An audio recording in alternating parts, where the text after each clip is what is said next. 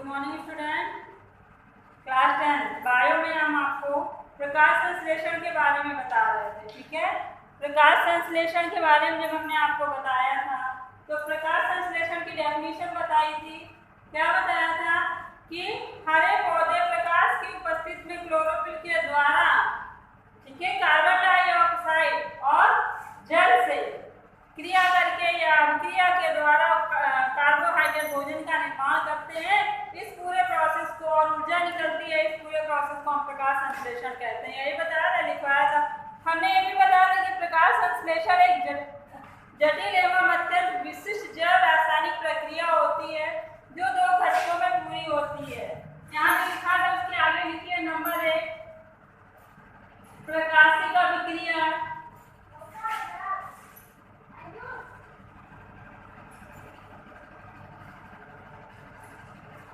और नंबर 2 अप्रकाशिक अभिक्रिया।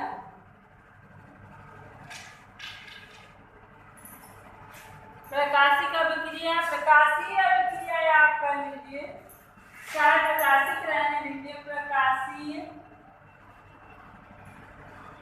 अभिक्रिया, प्रकाशीय अभिक्रिया और अप्रकाशीय अभिक्रिया, ठीक है, 2 प्रकार की होती हैं, 2 घटक होते हैं इसके। प्रकाशीय अभिक्रिया देखिए क्या होता है।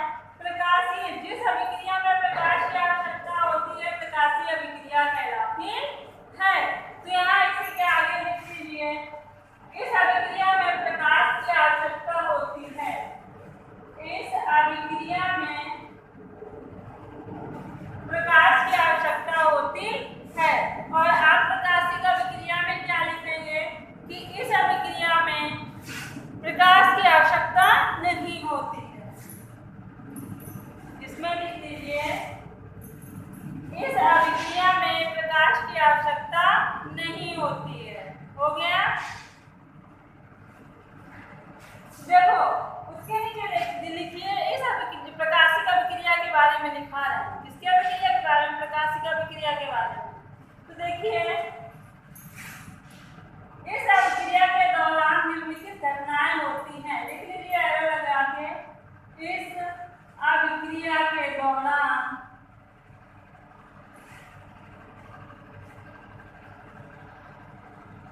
निम्नलिखित घटनाएं होती हैं।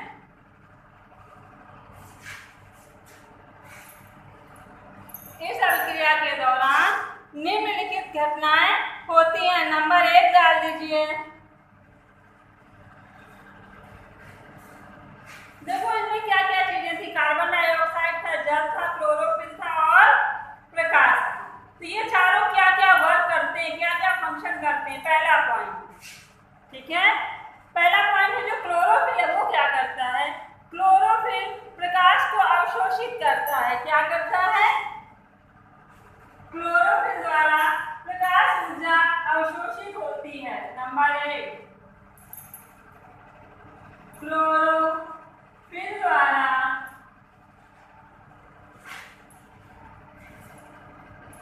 प्रकाश ऊर्जा अवशोषित होती है। क्या होती है?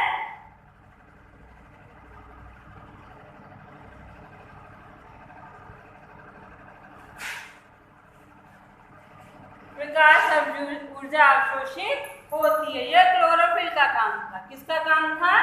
क्लोरोफिल का। अब रासायनिक प्रकाश ऊर्जा क्या करेगा बेटा? देखो प्रकाश ऊर्जा क्या करता है? क्लोरोफिल ने प्रकाश ऊर्जा को अवशोषित कर लिया। अब प्रकाश ऊर्जा जब आ गया क्लोरोफिल पे, तो ये क्या करता है? जल का जो अणु होता है, वो होता है ना कार्बन डाइऑक्साइड प्लस जल, तो जल के अणुओं को अपघटित कर देता है या विघटित कर देता है हाइड्रोजन और ऑक्सीजन में। किसमें? हाइड्रोजन और ऑक्सीजन में। तो नंबर 2 लिखिए, समझ आ रहा है? प्रकाश ऊर्जा, नंबर 2 लिखेंगे, प्रकाश ऊर्जा जल के अणुओं को, ये ऐसे लिख लीजिए, प्रकाश ऊर्जा रासायनिक ऊर्जा, प्रकाश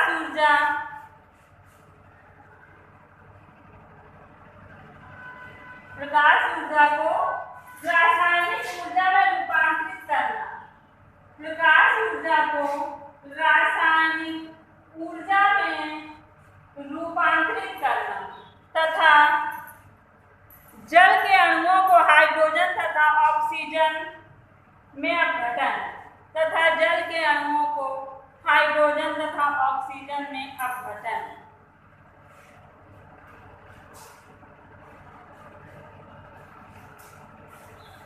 नंबर 3।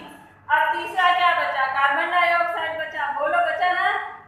तो कार्बन डाइऑक्साइड क्या होता है? कार्बन डाइऑक्साइड बेटा जो है वो कार्बोहाइड्रेट में अपचयित हो जाती है या अपचयन हो जाता है। तो लिखिए कार्बन डाइऑक्साइड का नंबर 3 है कार्बन डाइऑक्साइड का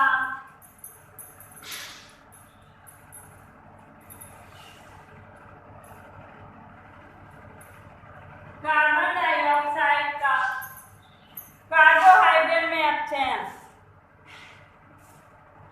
कार्बोहाइड्रेट में अपचयन।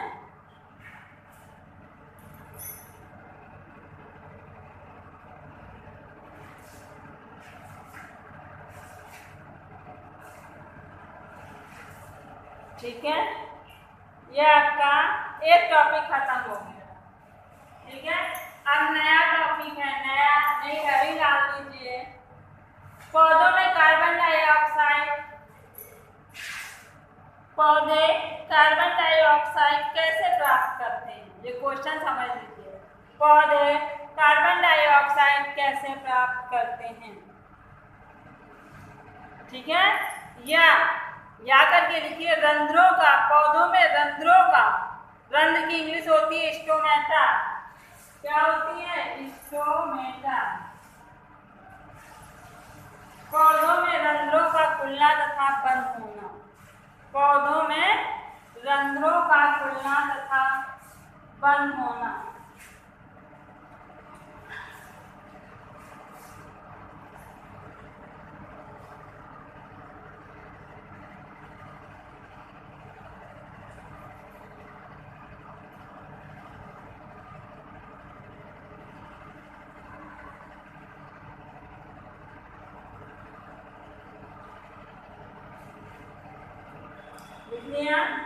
देखो बेटा स्टोमेटा क्या है? आपने 9th क्लास में हमने आपको पढ़ाया था रंध्रों का खुलना और बंद होना।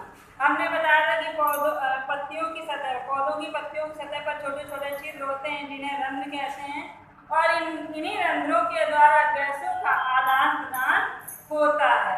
अगली बात समझ में बताया था ना? तो ये पिछली कक्षा में हम पढ़ चुके हैं। ठीक, लेकिन गैसों पत्तियों के अलावा बेटा रंध्रों के अलावा पौधे की पत्तियों की सतह और जड़ में भी गैसों का आदान प्रदान होता है कि नहीं होता है? बोलिए भाई, प्रत्येक अंग में जाती है गैस, आदान प्रदान होता है। ठीक है, तो राइट नाउ लिखिए, पहले सवाल लिख लीजिए। जैसा कि हम जानते हैं कि पौधे की पत्तियों की सतह पर छोटे छोटे छिद्र होते हैं जिन्हें हम रंध्र कहते हैं। छोटे छोटे छिद्र होते हैं जिन्हें हम रंध्र कहते हैं। इन रंध्रों के द्वारा प्रकाश संश्लेषण के लिए गैसों का आदान प्रदान होता है। इन रंध्रों के द्वारा प्रकाश संश्लेषण के लिए गैसों का आदान प्रदान होता है। लेकिन गैसों का आदान प्रदान जड़ और पत्तियों की सतह से भी होता है। जड़ और पत्तियों की सतह से भी होता है।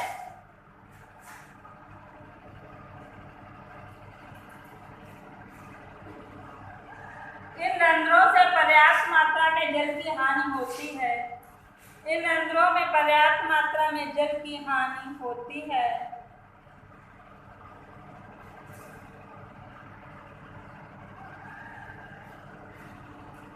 अतः जब प्रकाश संश्लेषण में कार्बन डाइऑक्साइड की आवश्यकता नहीं होती,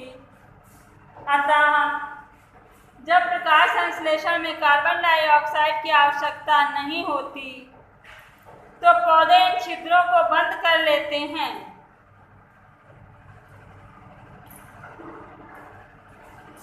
तथा रंध्रों का खुलना तथा बंद होना पौधे की कोशिकाओं का ही कार्य है। तथा रंध्रों का खुलना तथा बंद होना पौधे की कोशिकाओं का ही कार्य है।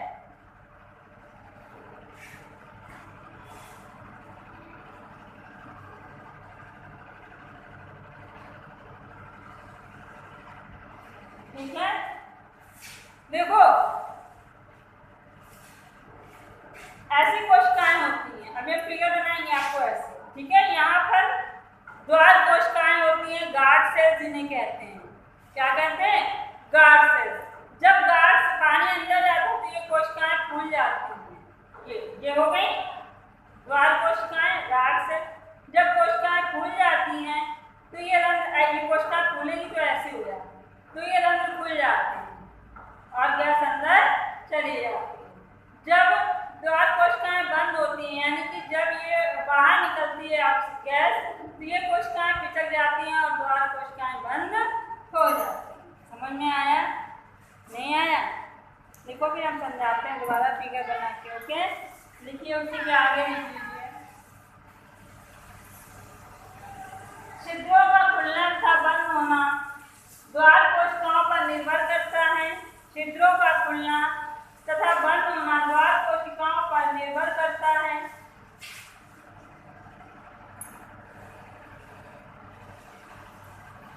जब द्वार कोशिकाओं में जल अंदर जाता है तो ये खुल जाती हैं।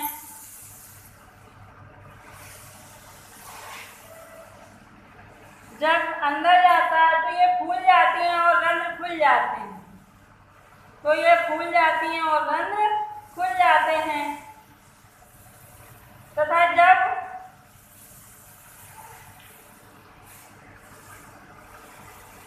जल बाहर आता है तो ये कोशिकाएं सिकुड़ जाती हैं और छिद्र बंद हो जाती हैं।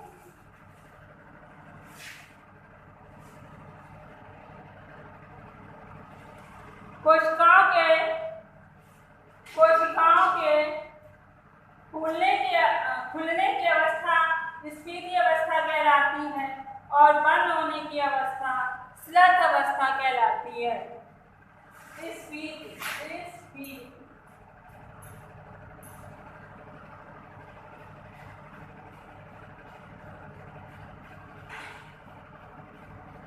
स्लथ अवस्था। ठीक है, आगे बात समझ में। फिगर बना के कल हम इसको रिवीजन कराएंगे। ठीक, उसके आगे अभी लिखिएगा नहीं, फिगर बनाएंगे तो लिखिएगा। 2-4 लाइनें छोड़ करके थोड़ा लिख लीजिए। प्रकाश संश्लेषण के लिए आवश्यक पदार्थ। प्रकाश संश्लेषण के लिए आवश्यक पदार्थ, क्या क्या पदार्थ की आवश्यकता होती है? बोलिए। नंबर 1 लिखिए, हैरी डाल के लिखिए, प्रकाश संश्लेषण के लिए आवश्यक पदार्थ। Number 1 carbon dioxide CO2। Number 2 जल H2O। और क्या था? सूर्य का प्रकाश। नंबर 3 सूर्य का प्रकाश। और नंबर 4 क्लोरोफिल। क्या होगा? Number 4 chlorophyll. राइट, ठीक है।